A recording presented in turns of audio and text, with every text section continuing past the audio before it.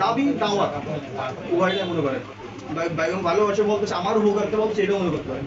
সেটা হচ্ছে আমরা মুসলমান, আমাদের সব থেকে একটা বিষয় আছে কিন্তু কালিমা, সেটা আমাদের সুভাবে শিক্ষা। তুই কেউ প্রশ্ন করে বসে তুমি তো মুসলমান করো, তুমি কালিমাটা পারো, আমরা কিন্তু পারি না।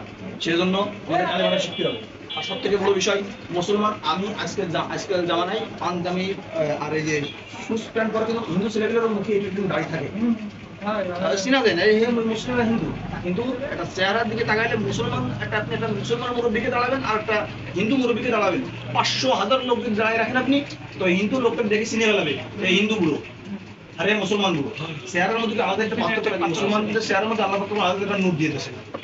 এখন সেই মুখে রাসূল আকরাম সাল্লাল্লাহু আলাইহি ওয়াসাল্লাম বলেছেন যে ব্যক্তি দাড়িতে ফুল দিল সে আমার অন্তরে ফুল দিল।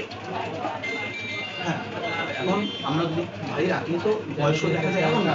আপনি যদি আফগানের দিকে খেয়াল করেন, আপনি যদি পাকিস্তানের দিকে খেয়াল করেন, ওদেরকে দেখবেন দাড়ির কারণে সুন্দর দেখা যায়। দাড়ি খেয়াল করেছেন?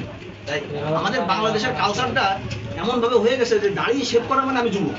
আসলে কিন্তু আপনি আফগানের দিকে তাকালে, পাকিস্তানের দিকে তাকালে দেখবেন যে তাদের যুবকদের মুখে দাড়ি মানে তারা সবল যুবক। রাসূলুল্লাহ হাদিসে আছে যদি কোনো ব্যক্তি দাড়ি কাটলে অনেক ক্ষতি হয়, সব থেকে যেটা বাংলাদেশে বিভিন্নভাবে অ্যাড দেখা যায় যে এগুলো কারণ কি, এগুলো তো বাংলাদেশের পোলাবানদের ইসলামিক অনুযায়ী না চলার কারণে আজকে বাংলাদেশের পোলাবান এত ওই রোগটা বেশিরভাগই ওই রোগের মধ্যে পতিত, কারণ বেশিরভাগই পোলাবান দাঁড়িয়েছে। রাসূল আকরাম সাল্লাল্লাহু আলাইহি ওয়াসাল্লাম 1400 বছর আগে যে সমস্ত কথা বলে গেছে সব কিন্তু আস্তে আস্তে কায়েম হচ্ছে। ওই আপনাদের একটা পরিবেশের একটা কথা বলেন, বেগুনতলায় 8 বছর দেখা যায় না, হয়েছে না? রাসূলুল্লাহ সাল্লাল্লাহু আলাইহি ওয়াসাল্লাম 1400 বছর আগে যা বলেছে এবং বিজ্ঞানীরা এ পর্যন্ত কোনো কথা মিথ্যা বলতে পারেনি। বিজ্ঞানীরাও কিন্তু এগুলো সমস্ত কিন্তু পরে আস্তে আস্তে রিসার্চ করে দেখতে কোরআন এবং হাদিসে সব মানে তারাই কিন্তু আর মুসলমান হয়ে গেছে, রাসূলুল্লাহ সত্যি তারাই মুসলমান হয়ে গেছে। এখন আপনারা যদি দাড়ি রাখেন তাহলে, কারণ রাসূল আকরাম সাল্লাল্লাহু আলাইহি ওয়াসাল্লামের শেফায়াত ব্যতীত কোনো উম্মত, রাসূল আকরাম সাল্লাল্লাহু আলাইহি ওয়াসাল্লাম কোনো উম্মত জান্নাতে যেতে পারবে। এখন আপনি যদি মনে করেন তা আপনি আমার মাধ্যমে একটা চাকরিতে ঢুকবেন, মানে আপনি আমার মুখে যদি চুরি মারেন তাহলে আমি আপনাকে চাকরিতে ঢুকবো? কোনোদিন সম্ভব ভাই?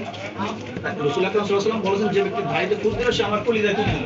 তা আমি যদি রাসূল সাল্লাল্লাহু আলাইহি ওয়াসাল্লামের কলিজায় খুদ দিই তাহলে রাসূল সাল্লাল্লাহু আলাইহি ওয়াসাল্লাম কি কিয়ামতের মধ্যে আমার সালাত দিতে দেবে?